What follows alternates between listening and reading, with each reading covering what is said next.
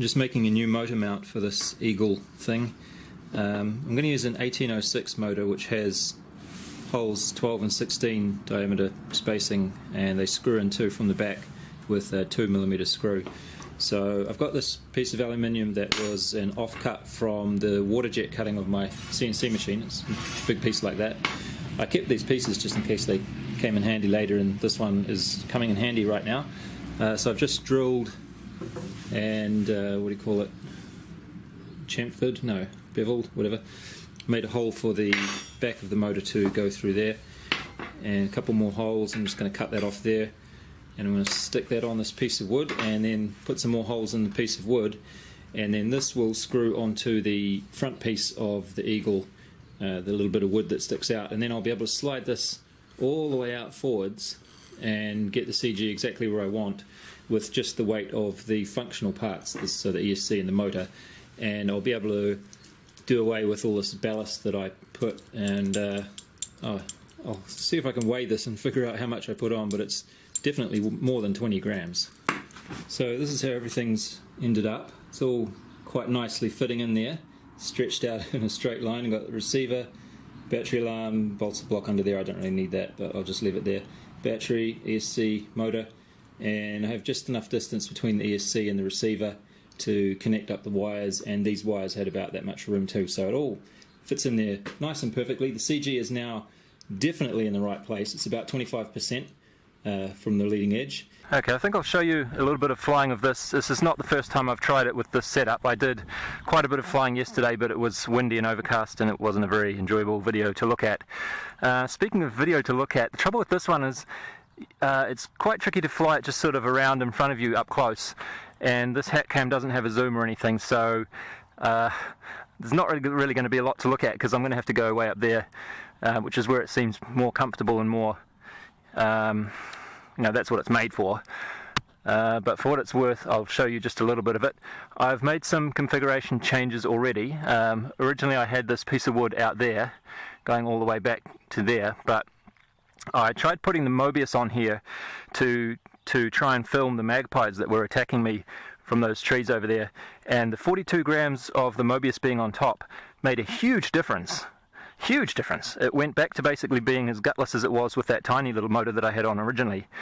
So that made me think every little gram that I can shave off will help, which is why I took this section off there, and I was also able to take one screw out from a steel screw that I had in there as well.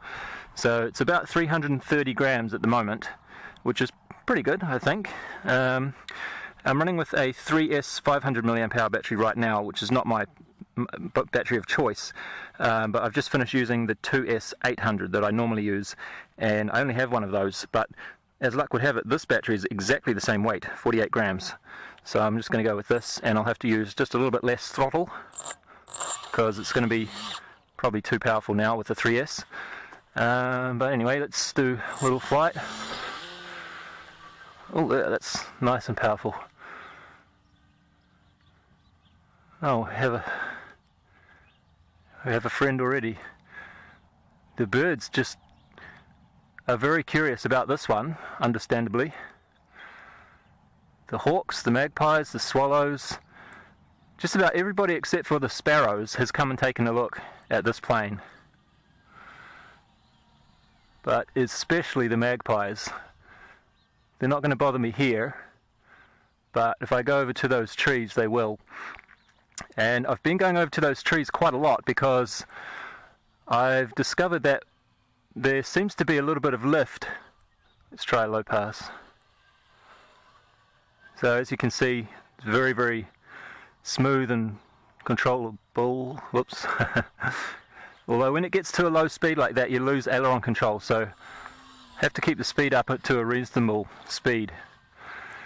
But yeah, I've been going over to those trees quite a lot because there seems to be some lift coming off them when the wind is coming from that direction. Right, let's try landing here. So that was supposed to show you how incredibly easy it is to land, which it usually is, but not every time. But I've discovered that the whole landing process is quite fun. So when I first tried this in a windless environment like we pretty much have at the moment, I found myself just going away over there and then taking my hand off the throttle like this, as if I had only a DLG with no motor, and practicing that landing. That one was a little bit fast, but sometimes you can get it to just sort of just pop up right in front of you, and then you can just sort of pluck it out of the air as if it was just sitting on a table in front of you, and you pick it up, which I have to say is a lot of fun.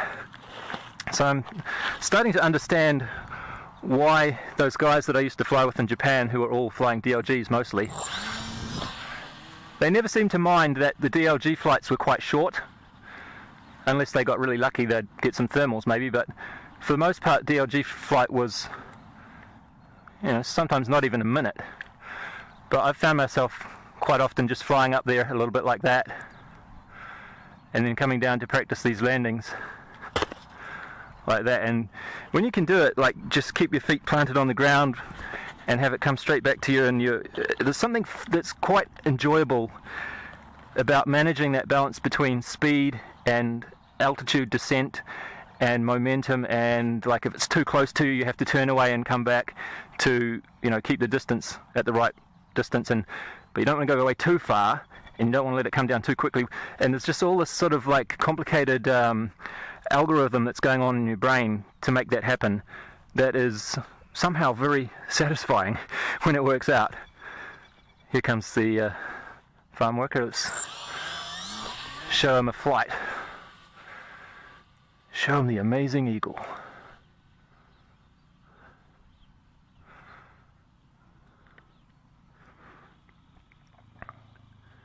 See if we can do a fancy landing while he's watching. It's a little bit short, but we got it. There we go. Always fun to show off, isn't it? Oh, he wasn't watching. Maybe he wasn't, I don't know. Anyway, so yeah, now I'm just going to fly like I normally would, like way up there somewhere, or most likely over there. Actually, I can actually see that magpie sitting right on top of that tree right now. That's kind of annoying. He's just waiting for me.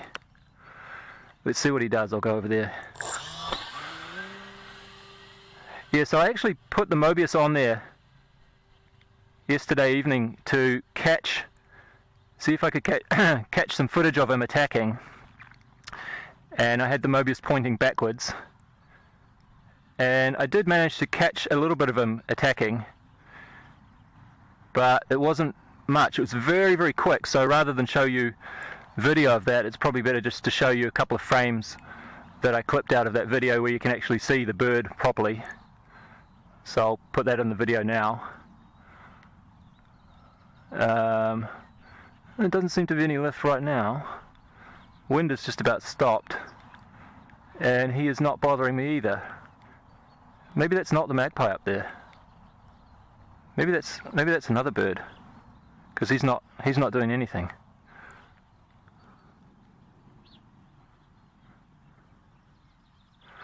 But yeah, anyway, the magpie he doesn't just swoop down and like do a feint attack. He actually hits it, like he physically smashes into the plane. But fortunately he punches like a little baby, because I haven't noticed any marks on the plane or anything. So I'm not too worried about him taking a swipe at it.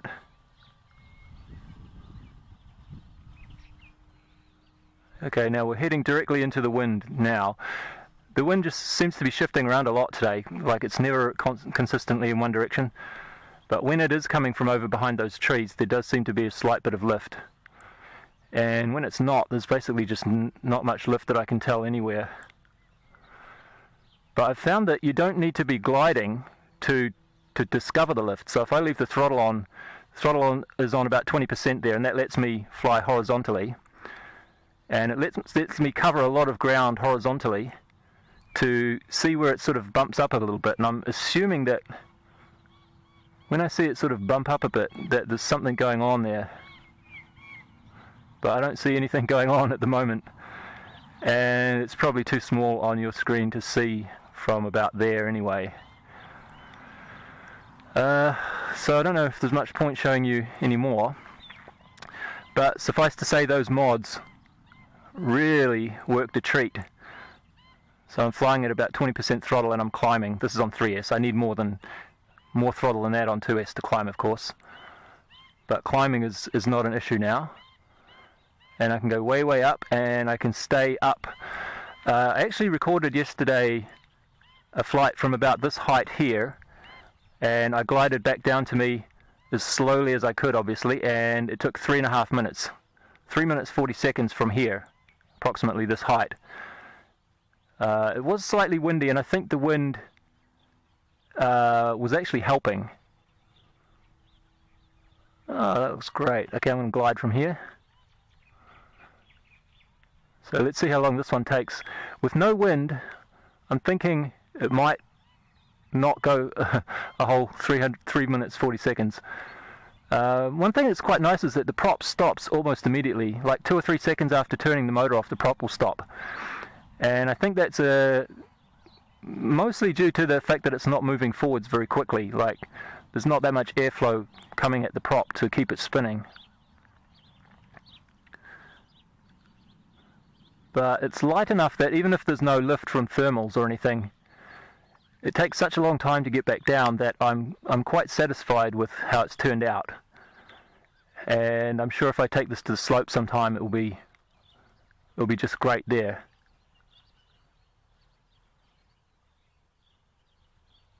Yeah, it's actually coming down fairly quickly, which is a pity. I really think it helps to have a little bit of wind, you know. And if you face into the wind, you actually seem to get a slight bit of lift off it. But I don't think there's anything here. So usually around about here I get something from these trees. Something other than magpies, that is. But nope. Let's just come back. And I'll see if I can catch it. And then I'll... Oh, a little bit high. Yeah, so works great if anybody wants to try a mod like this. If I come up with any amazing modifications in future that make it fly better, I'll let you know. There was one problem I was having with it. It was sort of doing these micro swoops that would go like that, just a little bit. And I asked Uncle Bruce about that, and he said putting the CG forward a little bit more would be good. So the CG now is actually a little over 2 centimeters in front of this spar. So if anybody's playing along at home, but there is where it is. So that seems to be good at the moment. And something that also might help is making the tail a little bit taller, because he said that these wings being not very clean, there's sort of a bit of, I think you'll have to ask him for the details, but there's some turbulence in this area caused by the wing just being there and the airflow. So this short tail is mostly inside that turbulence, and when the plane tips up a bit more like that, the top of the wing will be in the clean air, but it will get pushed down more. So it sort of keeps going up in and out of that clean air, and that causes it to rock a little bit like that. So possibly making the tail taller so that there's always some of the tail in the clean air would help, I think was the gist of what he was saying. So I'm actually thinking about my next mod will be to perhaps even cut this off and make this piece here this edge that's fixed to the floor, so that the tail will be that height up here like that instead. But until then, I'll just sign off here. Thanks for watching.